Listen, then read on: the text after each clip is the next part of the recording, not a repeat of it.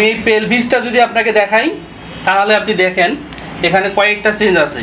এটা হচ্ছে কি আমাদের স্যাক্রাম বোন, ইলিয়াম বোন দুই সাইডে দুইটা। তো এখানে আমি কিছু জায়গা মার্ক করেছি। এটা দেখুন রাইট সাইড, এটা লেফট সাইড।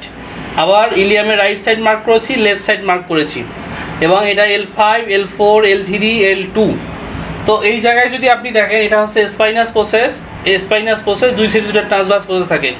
L4টা দেখেন, L4-এর এই জায়গা থেকে স্পাইনাস প্রসেস থেকে রাইট সাইডে দেখুন যে স্পেস কম, আবার লেফট সাইডে দেখুন যে স্পেস বেশি।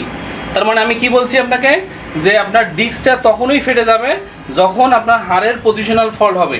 যে জায়গায় পজিশন আছে ওই জায়গা থেকে হয় ডানে যাবে, নাহলে বামে যাবে, নাহলে সামনের দিকে যাবে। তো এই রকম সমস্যা যদি হয় তখন কিন্তু আপনার ডিস্কের ক্ষতি হবে এবং ডিস্কটা আপনার ফেটে যে নার্ভের মধ্যে চাপ পাবে।